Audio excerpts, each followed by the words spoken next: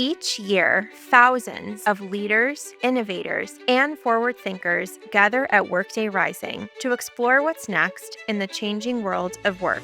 We've unlocked the vaults on our most impactful conversations, and we're bringing them directly to you. We dove deep into the strategies and insights shaping our collective future, so prepare to be inspired, challenged, and empowered to make a change. This is the Future of Work podcast, recorded live at Workday Rising.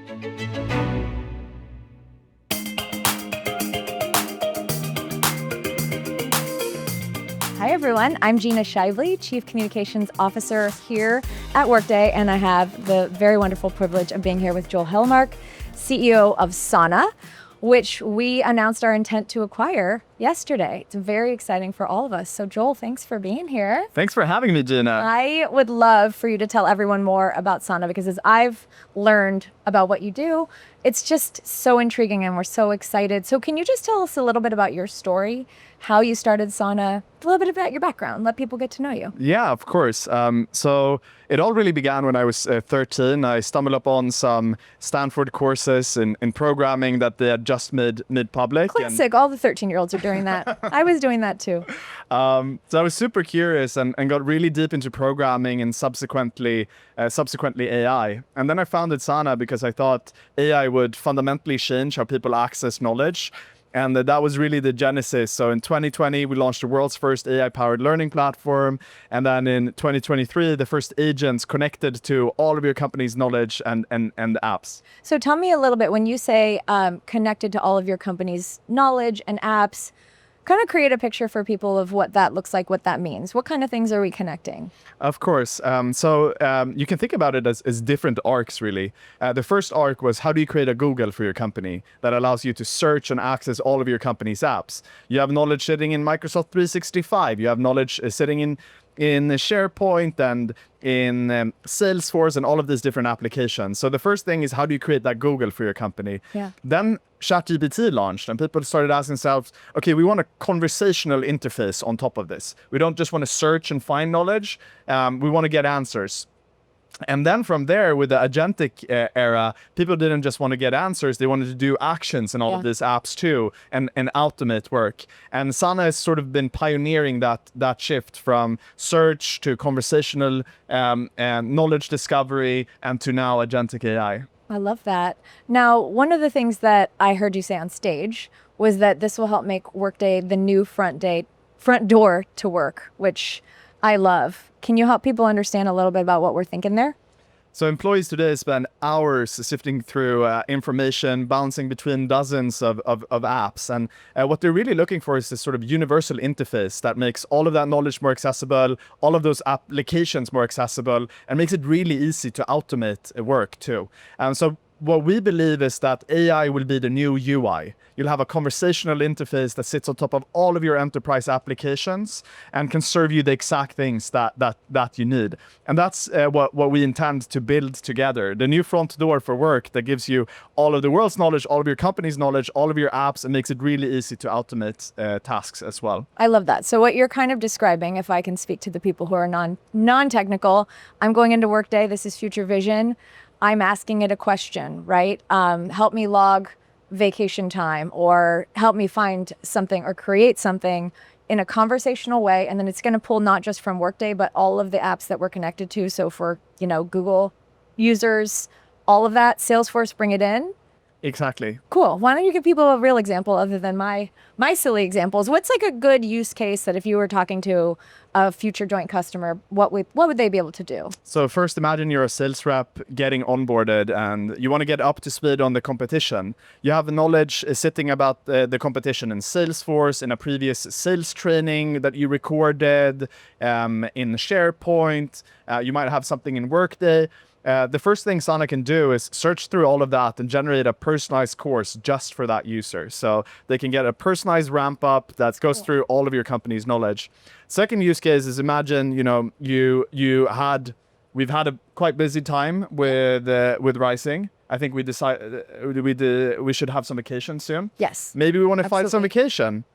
And instead of, jumping into the apps and jumping around in them, we can just tell them how many vacation days do I have left, and have it instantly file that vacation in Workday. And then the third example is, imagine you're a customer success leader and you want to get up to speed on the hiring targets. You can just write the question and have Sana generate a mini app for you, a personalized dashboard that pulls all of this data and creates an interactive dashboard just for you. So I think that's the power of agents, where you can find, act, build, and also automate. That's awesome. So what made you choose Workday? I think I had the pleasure of getting to know Anil and Carl and the Peter and Garrett and the rest of the team here, and I think we were incredibly values aligned to an extent that I had never seen before. Yeah. At Sana, we care a lot about joy, and that's something that Workday has always done too. We have a saying: "How you spend your days is how you spend your life," and we want to make every day count. So bring joy is one of our core values. And we also care about craft and excellence, and I really saw that spirit in the leadership team here. And we care about our team and culture to a ridiculous extent. I've been interviewing every single hire at Sana from the get-go. We're now 300 people, and I spoke to Anil, and he said he interviewed the first 500. Yes. So I felt this is a company that has an incredible culture that I'm very excited to serve and be part of, and that aligns with our mission. And then the other aspect is AI now today is all about distribution. We're taking these beautiful, intuitive, AI native tools that we created, and we're bringing that to Workday's 70 million users. And for someone who's a tool builder, that's an incredibly exciting challenge. You get to fully realize that mission that you set out to do, and bring those products to all of those users. So that was the reason. Yeah, it's great scale. I mean, especially if you think about, yes, you're going to be transforming the Workday experience, but also continuing to sell Sana Learn and Sana Agents. Where are most of your customers now? Because you are based in Stockholm. Do you have customers globally? Tell everyone a little bit about some of your faves. Of course, I won't pick any favorite customers. Okay, that's probably a good idea. Which you should know. Okay, good. But so we started in Stockholm, Sweden. Europe was where we started scaling initially. We're now a significant team in New York. We work with some of the largest pharma companies here, the largest tech companies, and so on. So this also came at a point where we were truly doubling down on the US. Yeah. And where Workday was truly doubling down on Europe, yes, which was a very good fit. It will be a win-win. It'd be great. Well, let's shift a little bit to just AI in general and get your opinion. How do you know when AI sort of moves from being a novelty within an organization to being more of a true necessity? How do you gauge what's working and what's not, and what's going to be sticky? I think engagement is incredibly important, and if I were to focus on one thing as a leader, it would be AI adoption.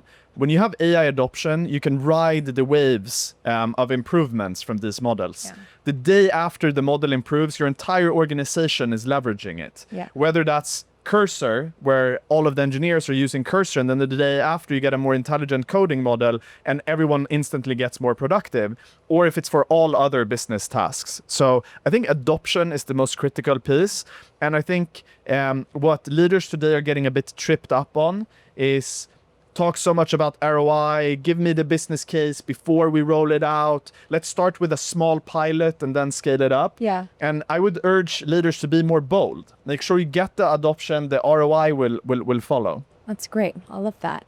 And is that why you probably think we've heard so many of these statistics, the MIT research, the Stanford research about people, getting 5% of all of the AI adoption is getting true ROI out of billions of dollars being spent. Is that your advice to leaders? Is be bolder and you will see that ROI if you can get enough people to adopt? I think this is the wrong point to measure the ROI and get too tripped up on that. And if you don't believe in the potential of AI to transform organizations, and if you don't think this is going to drive significant productivity increases in the future, I don't think you're going to be a very successful leader. Yeah. You need to be bold. You need to lean into the adoption. You need to test and experiment. Stuff that you tried last year might work this year. Yeah. And so you need to keep innovating, keep exploring, and really have that sort of entrepreneurial energy in your organization to win. Yeah, I love that. Well, so you've been through several shifts just within AI since your start at 13. What do you see next? Like, what is the next wave? How are we going to see this continue to transform in terms of capabilities for organizations? So the first capabilities we saw was the text generation models, which was incredibly helpful for tasks that take a few minutes to complete. Then now we started to see the agentic era, where these systems could also take action in your apps. You want to file a PTO, you want to update Salesforce and whatnot. The next era is where these systems can take tasks that used to take hours or days. And soon months. And that's going to be the big difference, where you can have an agent reason over a long horizon tasks and solve that on users' behalf. And that's also where the ROI is going to come, right? Like, if you're just helping people write emails, you get some productivity gains, but not much. Yeah. But if you're helping them deliver an end-to-end work deliverable, the ROI is going to be massive. So you need to teach people how to use these tools. You need to get that adoption, and then as the models become more capable and can solve harder and harder tasks, you're going to see that ROI come. And you have to build on that, and you have to be bold and experiment, right? Well, you're a successful entrepreneur. We're very excited. What advice would you have for other entrepreneurs, particularly in this space? What's your leadership advice? I mean, I still see myself as a work in progress. So I'm still very much sort of figuring this out too. Me too. I think the focus on talent density, you can take that longer than you can possibly imagine. I just see myself as a recruiter. Yeah. All I'm doing is just fighting to get the best talent on the planet to join Sana and now Workday. And you want to create small teams of incredible people, give them lots of autonomy, give them a crazy dream to chase and big ambitions. But you can never spend too much time recruiting. So that would be my advice. Spend 60% plus of your time finding the best talent and getting them to join your company. I love that. Well, thank you so much for spending time with us. And we're excited for you and the team to join Workday when we close. And hope you're having fun at your first Rising. I'm having a lot of fun. Great. Thanks for having me, Gina. Of course.